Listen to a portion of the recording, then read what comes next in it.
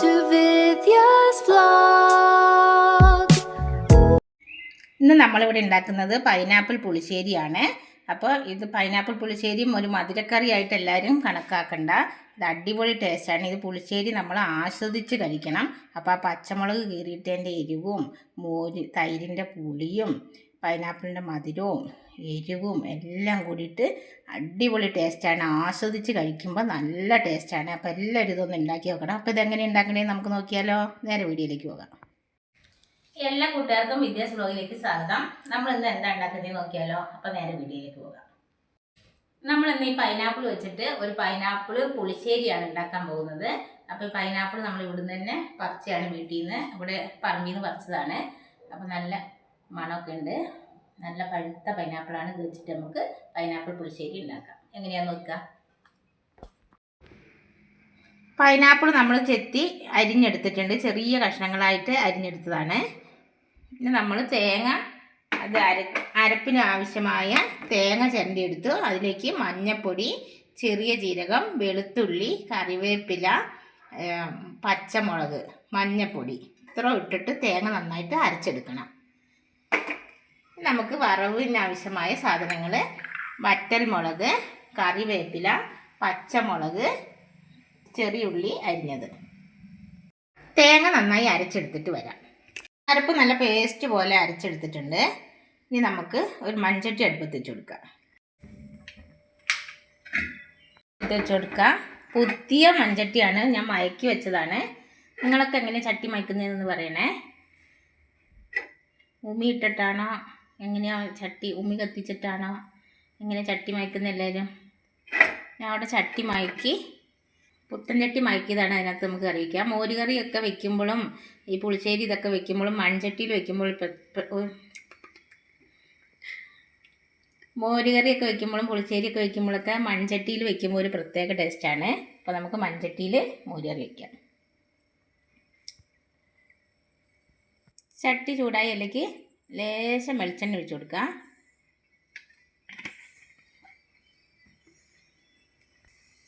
വെളിച്ചെണ്ണ ഒഴിച്ചൊന്ന് ചട്ടി ചുറ്റിച്ച് വെച്ചിട്ടുണ്ട്. ഇതിനകത്തേക്ക് നമുക്ക് അരിഞ്ഞ് വെച്ചേക്കണ പൈനാപ്പിൾ ഇട്ട് കൊടുക്കാം. അതിൻ്റെ കൂട്ടത്തിൽ കീറി വെച്ചേക്കണ പച്ചമുളകും കൂടി ഇട്ട് കൊടുക്കാം. പാകത്തിൽ ഉപ്പിട്ട് കൊടുക്കാം.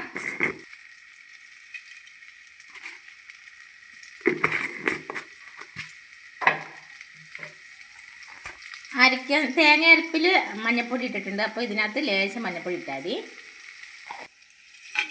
എണ്ണയിലിട്ട് നന്നായി ഒന്ന് ഇളക്കി പൈനാപ്പിൾ ലേശം നേരം ഒന്ന് വഴറ്റിയെടുക്കുക. പൈനാപ്പിൾ വേകാൻ ആവശ്യമായ വെള്ളം ഒഴിച്ചു കൊടുക്കാം. മൂടി വെച്ച് വേവിച്ചെടുക്കാം.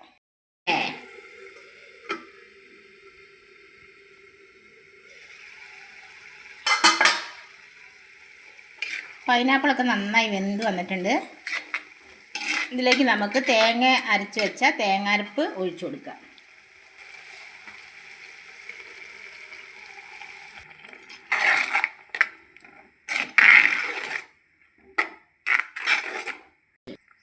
തേങ്ങാരപ്പ് നന്നായി ഒന്ന് ചൂടായി വരട്ടെ. തേങ്ങാരപ്പ് ചൂടായി കഴിയുമ്പോൾ നമുക്ക് ഇതിനകത്തേക്ക് പ്രധാനപ്പെട്ട ഐറ്റം ഒഴിച്ചു കൊടുക്കാം. തേങ്ങാരപ്പ് നന്നായി ഒന്ന് തിളച്ച് വന്നിട്ടുണ്ട്. തിളച്ച് പോകരുത് തേങ്ങാരപ്പ്. ഒരു തിളയൊക്കെ ഇങ്ങനെ വന്നു തുടങ്ങിയിട്ടുണ്ട്. ഇതിനകത്തേക്ക് നമുക്ക് ഏറ്റവും വേണ്ട പുളിശ്ശേരിക്ക് ആവശ്യമായ തൈര് ഉടച്ചത് ഒഴിച്ചു കൊടുക്കാം. നല്ല പുളിയുള്ള തൈരാണ്.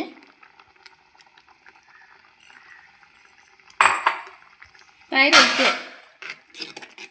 ഒഴിച്ച് കഴിഞ്ഞാൽ അതിൽ തിളയ്ക്കാൻ പാടില്ല.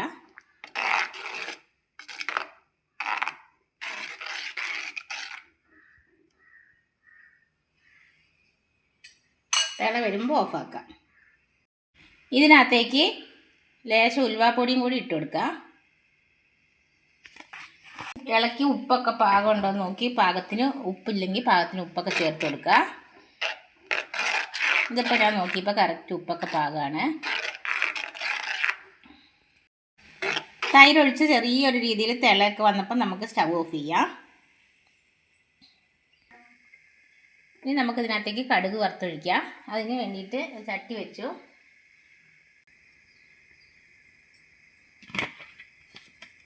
വെളിച്ചെണ്ണ ഒഴിച്ച്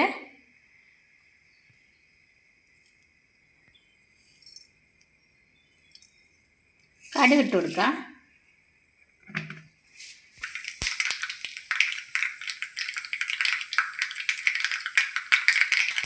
കടുക് പൊട്ടിയതിലേക്ക് പച്ചമുളക് ഇട്ട് കൊടുക്കാം.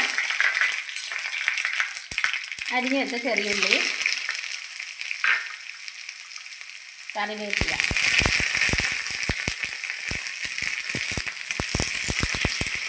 നന്നായി മൂട്ടി കൊടുക്കാം. ഉള്ളിയൊക്കെ നന്നായി മൂത്ത് വന്നിട്ടുണ്ട്. ഇനി നമുക്ക് സ്റ്റൗ ഓഫ് ചെയ്തിട്ട് കറിയിലേക്ക് ഒഴിച്ച് കൊടുക്കാം. കടുക് വറുത്തത് നമ്മൾ കറിയിലേക്ക് ഒഴിച്ച് കൊടുക്കാം.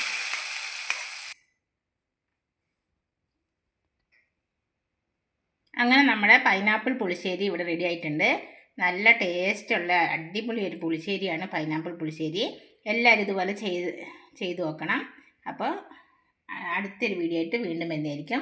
എല്ലാവരും വീഡിയോ ഉണ്ട് സബ്സ്ക്രൈബ് ചെയ്യാനും ലൈക്ക് ചെയ്യാനും കമൻറ്റ് ചെയ്യാനും ബെൽ ബട്ടൺ അമർത്താനും ഒന്നും മറക്കരുത്. അപ്പോൾ പുതിയൊരു വീഡിയോ ആയിട്ട് വീണ്ടും കാണാം. Bye bye.